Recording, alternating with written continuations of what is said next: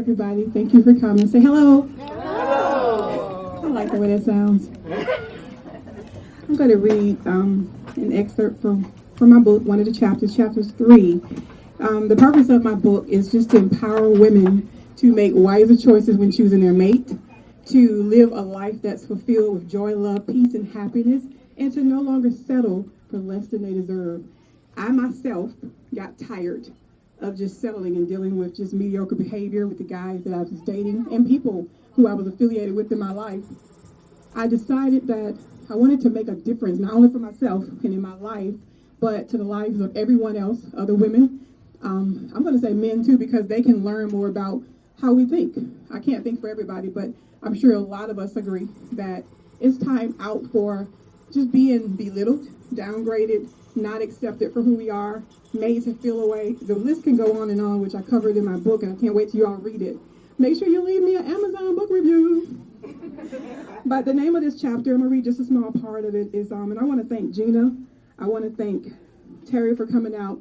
You're going to hear some support from why they live a SettleFree life. Just a few tips from them, pretty much endorsing what I've been saying all along and what my book talks about. So these sessions will be in 15-minute increments. We're going to keep it going. I'll go back out and start doing some more signing in just a minute. You need to start prioritizing your own happiness. Settle free. Are you constantly looking for a man to make you whole, even if he's not really looking for you? Are you doing everything he wants you to do to make him happy, even if it doesn't make you happy? You're diligently seeking him to seek you in order to feel important or needed. If so, this may be the sign of low self-esteem and a need to feel validated by a man. I'm not male bashing, I'm just saying we all date guys. Never gone on a date, and it's all about what he would like to do with you and never wants to do with you. For some reason, you feel you need him, and he somehow completes you. This is usually because he's a man showing you some form of attention, whether it's good or bad, which is what makes you feel whole. Not feeling valued in a relationship can many times cause one to make poor decisions when choosing a mate. We base our happiness, success, and ability to feel confident solely on whether a man shows us he wants us when we're dating. We don't feel normal unless we have someone in our life many times. So we settle for mediocre behavior from a man just to say we have somebody to date. Remember, to love yourself is the beginning of a lifelong romance. One of my favorite quotes by Oscar Wilde. I want you all to know, settle-free living is not just about a man. I focused on dating because I'm a single woman, so I'm representing for single women as well. But settle-free is just not living a settle-free life, period. Whether it's at work, whether it's in friendships, whether it's in relationships, whatever it is, whether it's just you sitting at home not really maximizing your true value, it's all about no longer settling for less than what you deserve. So you deserve a good life filled with so many great things. And the only person that can do that is you. Like I put on the front of my book, the sign says you are more. So we are all more than sometimes we think we are.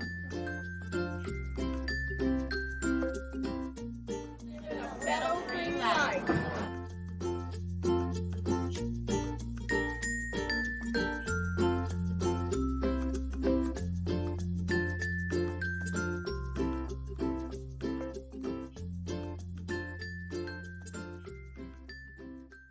The owner of the Writer's Tablet.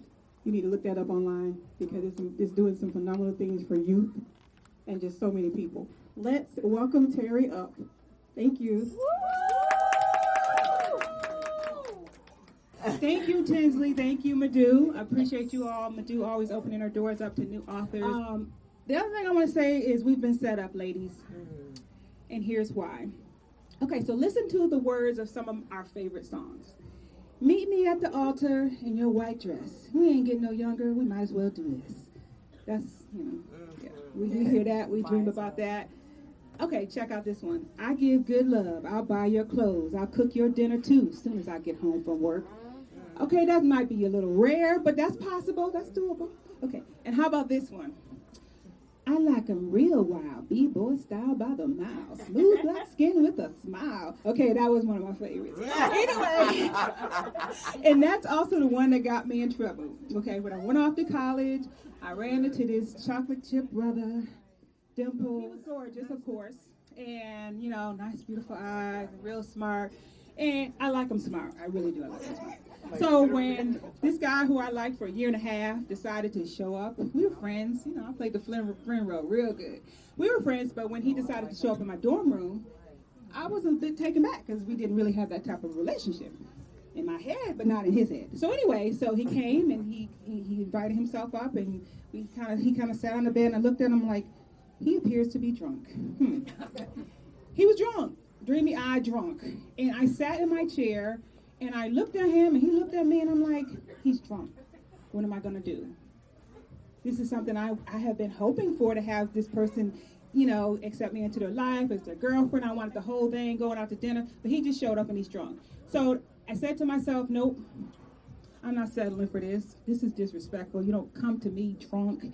You know, is this a booty call? Did you just break up with your girlfriend? So at that point right there, I just said, no, I'm not going to settle. That's not what I have for my life, and that was the end of that. And for a long time, I kind of regretted that decision, but when I look back, I see why I made the decision, and I'm proud that I made that decision. So I'd like to humbly share with you my top 10 tips for settle-free living, and you can apply this to dating, to your job. Okay, so number 10.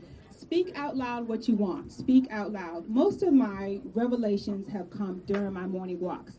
My morning walks, when I'm clearing my mind, when I'm speaking to our Father, when I'm asking what I want. I may look a little crazy, but I do speak out loud. I feel there is something that resounds into the heavens when you are able to articulate the things that you want to say aloud. So speak out loud. Ask for what you want. Be clear and let it resound. Number 9, put it out of your mind. Stop trying to figure out how or where it will happen. You think it's going to happen. You're going to meet the perfect guy. You're going to get the perfect job. When your hair is done and when you're dressed up, when your feet look all cute and you got your manicure and pedicure on, it may or may not happen like that. It may not happen in the girls' night out. It may not happen at church or online. It could, it may not. But I can promise you this, it will happen in the way you least expect it. When you are not looking for it, that is the time when it will occur to you that this is my moment.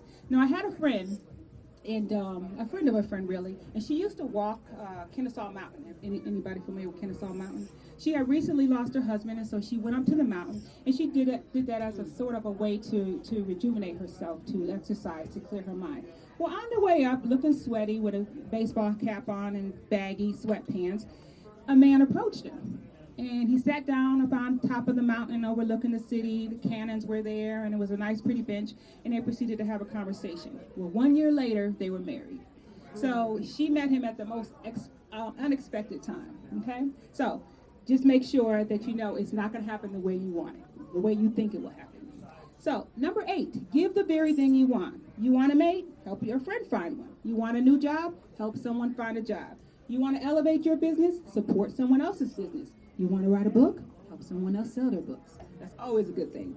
Volunteer your time and bless someone else. Practice random acts of kindness. It's the law of sowing and reaping. So sow your seed and reap the harvest when it's your time. Number 7, you are the best at being you. I went to this hair salon, great hair salon. Did a wonderful job doing hair. But everybody's hair looked the same. Everybody had the same cut, the same weave, the same mid-length hair, the same highlight colors, exactly. And so there was nothing unique or original about it. So God made you to be unique, wonderfully and fearfully made. He made you perfect for somebody. So don't try and imitate someone else's look or imitate their character. Be unique, be yourself. And number 6 is be kind. Does anyone remember that show, Smile, You're on Candid Camera? I know I'm dating myself. Or John Keown's What Would You Do? You remember that? Okay. So the important thing to remember there is that there's always someone watching. I don't know if you know this, but most guys, y'all could attest to me, cameraman and nice man in the purple shirt. Most guys will sit back and watch you for quite a while. They will watch you. The serious ones will. They'll see what kind of person you are, how you treat people. Are you rude? What does your facial expression show? Are you inviting? Are you open? Now, growing up, I'm from New York. I'm from Connecticut, but we had that New York mentality. We got the stone face, and my father had that. So I would have this look on, like, don't approach me, don't talk to me, don't come toward me, you know. And I used to wonder why I didn't have very many girlfriends or guy friends approaching me. I had my handful of friends until I looked in the mirror, and I'm like, or I saw a picture of me, and I was like, oh wow, I'm looking kind of standoffish. So watch your expressions, watch your demeanor, And, be kind, be inviting. Number 5, don't be so dismissive. Don't be so quick to turn down someone that is Not your type. not your type, in quotes. Okay, all of us are a work in progress. None of us have arrived. Try looking at the content of their character. There are a lot of women who married fixer-uppers. Sometimes it's a challenge, and sometimes it's just a few tweaks. But the guy from high school that was a nerd, now he's a CEO, or the scrawny guy, now he's all buffed and got a 12-pack, So those are the type of guys you want to dig a little deeper on. You want to, get to know them. And conversely, number 4, you want to move those things out of your way that are not leading you towards your destination. Now, what or who is occupying your time? I had a friend in college, and she had a crush on this guy for years. He liked her for the attention that she gave him, but he never put her first. He never decided that he was even going to remotely date her. And she had this pining away for him for years. So during those years is when she wasted her time. She wasted her time on that guy, and there was no room for her to experience a good guy in her life. So you got to make sure that you move out those things that are getting in the way, and because you never know what's just around the corner. Number 3, don't let others decide for you. Overly involving your friends and family into your relationship can spell disaster. Decide what you want from a mate and don't waver. I've seen relationships end because a family member said that he wasn't good enough for you, or a friend said that she said you weren't her type. So you need to make sure that you are deciding for yourself. Number 2, skip the fairy tale. The knight in shining armor, the white horse. Men are just people. They have feelings, they have goals, and they have desires. So what they want to know is, will you be the person that can support and encourage them? Will you be their helpmate? This requires being selfless and many times putting their desires ahead of your own. You have to ask yourself, seriously, are you ready to make this sacrifice? Are you ready? That's a serious question. And number 1 is, don't get played by the fake. The imitation shows up right before the genuine in all cases. Don't let the fake waste your time. When your spirit senses something wrong, drop that 0, and as they say, get with a hero. Okay, don't get played by the fake. So just like that chocolate chip I met back in college, I found out that he was merely an imitation of my caramel man. My caramel husband showed up in 1988 when I was fresh out of college. He's tall, he got dimples, he's smart, I like him smart, and he's got freckles. So we've been together ever since, and the thing I want to leave with you guys is, what chocolate chip dream are you feeding yourself? Are you devouring the same old tired lines and lame excuses? Don't settle. Find the flavor that fits you and go for it. Thank you. Next, we're going to have some more insights shared here by Gina. Another awesome, amazing, that's my favorite word. That's one of my favorite words, awesome. My first favorite word is SettleFree. But she's very influential, powerful, motivational, a woman of God, just amazing. She's going to speak here briefly on some insight, just co-signing what I've been writing about in my book and what I write about on my blogs as well, SettleFree Dating, what she's done, what she does to live a life that's settle-free, putting yourself first. She's the CEO of A Woman's Worth. This is a very big organization, growing.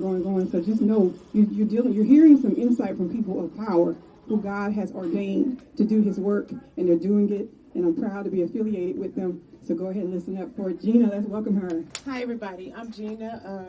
As Tinzley said, God gave me an insight to talk to women. First of all, I'm going to back up by saying I'm coming from the aspect of asking you as women, do you really know who you are? Like, as far as settle free, do you know who you are, or what do you want? How do you determine what you want or how to be settle free? Do you recognize that you have purpose? Do you understand that everything about you is purpose-driven? That's the question. You as women are so very, very, very special. So special that God used a woman to birth the Savior. That won't happen again. He's God. He could have just dropped him out the sky. but he used a woman. There's something very, very special about you. So my whole endeavor and my purpose is to get you to find out who you are, so that you can then in turn understand that your provision, the man that is for you, is already out there for you. But you have to put some attention on yourself and find out who you are before you can walk into what you are expecting to walk into. If you don't, you'll find yourself being fake, and guess what fake attract? Fake attract fake. If you don't know who you are, then you just, you find yourself doing all kind of stuff. Your whole purpose is getting to your destiny. God just don't make stuff just to be making stuff. He ain't got time for that. He's divine. That's divinity. Okay, so, but before you can get there are these distractions. Everything that makes you go against who you are is a total distraction. And guess what the number one distraction is? Dating. A man. First of all, you don't know who you are. You don't know what you want. So you find yourself settling. Then you got to go through all this pain. Most of our pain is derived from going through bad relationships. That's the honest to God truth. I mean, we could deal with it, or we could act like it don't exist. But it's very, very real. You get tied up with these dudes, and they take you through some stuff you don't want to find yourself in. So that's a distraction. Then you got to deal with you, which is you're hurt, you're full of guilt, you're full of pride. This is my card, by the way. You're fearful. You found yourself in raping situations. I mean, this comes out of settling. All this kind of stuff comes from settling. And then now we got to deal with all that hurt. We got to peel all those onion level, those layers off in order to find out who you are. You can't get anything that is yours and it feel good. There's nothing in this world that feels as good as you being who you were created to be. And if God has a mate for you, guess what? He's already waiting on you. You just got to walk into your stuff. But you don't get it until you get where you're supposed to be. It's called SettleFree. But you gotta put that on you first. Because you can't control nobody but you. When you get in these relationships, you can't make that joker do nothing. I can change him. I'm going to get, you know what, he just need a little polish. Polish him, see what you get. Some hurt, a mess, polish him and see if he let you polish him. You're going to have some tears. You're going to have some other women in your life that you don't know where them folk come from. You're not a part of my relationship, but that's what happens when you don't know who you are, what your purpose is, where you're headed, and what your divine destiny is. God ain't gonna give you, if he is God enough to create you and write your provision for you, he's God enough to put everything and everybody that you need already in place. So what I want to say to you is, don't settle for anything for yourself. And that's something I had to learn, because everybody kind of want to be accepted a little bit. Everybody kind of want to fit in this crowd. I want to fit in this girl, these girls over here, they have it going on.